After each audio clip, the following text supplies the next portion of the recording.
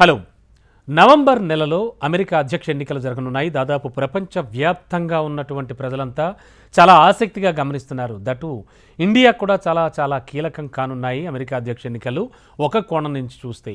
ఇలా ఎక్కడ చూసినా కూడా ప్రస్తుతానికి అమెరికా అధ్యక్ష ఎన్నికల గురించే చర్చోపచర్చలు జరుగుతున్నాయి. ఆల్రెడీ నెటిజన్లు కూడా తమకు తోచిన విధంగా స్పందిస్తూ ఉన్నారు. అండ్ తమ ఎక్స్పెక్టేషన్స్ అలాగే తమ స్పెక్యులేషన్స్ కూడా చెప్తూ ఉన్నారు.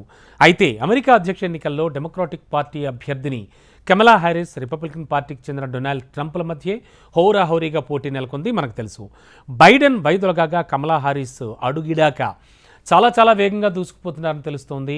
అయితే ప్రజాదరణ అనేది కమలా హ్యారిస్కే కాస్త ఎక్కువగా ఉన్నట్టుగా కూడా కొన్ని సర్వేలు వెల్లడిస్తున్నాయి. అయితే ఖచ్చితంగా రిజల్ట్స్ నిర్ణయించే కీలక రాష్ట్రాల్లో మాత్రం నువ్వా నేనా అనే పరిస్థితి ఉండడంతో ఉత్కంఠ అయితే తీవ్రంగానే నెలకొనుందని చెప్పాలి.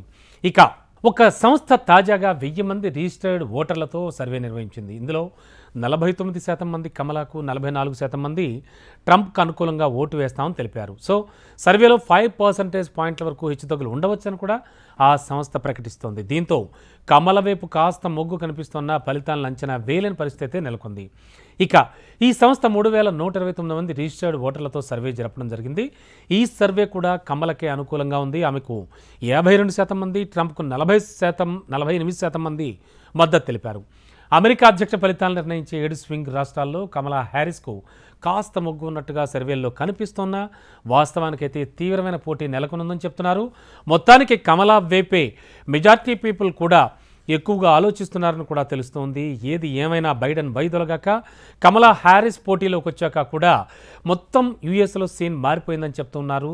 నవంబర్ ఫస్ట్ వీక్లో జరిగేటువంటి ఈ ఎన్నికలపై తీవ్ర ఉత్కంఠ, తీవ్రమైనటువంటి ఆలోచన నెలకొనైతే ఉంది. ఎవరు గెలుస్తారు అనేటువంటి విషయంలో మొత్తానికి ఇద్దరూ ఫేస్ టు ఫేస్ ఒక డిబేట్ చేసిన ఆ తర్వాత ఆ డిబేట్లలో తాను పాల్గొనని ఆల్రెడీ ట్రంప్ కూడా చెప్పారు.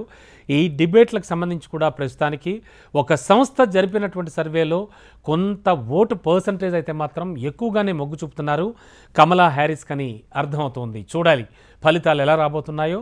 సో నవంబర్ ఫస్ట్ వీక్ కోసం దాదాపు ఓన్లీ అమెరికాలోనే కాకుండా ప్రపంచవ్యాప్త ప్రజలు ఎదురు చూస్తూ ఉన్నారు. ఏం జరుగుతుందో లెట్స్ వెయిట్.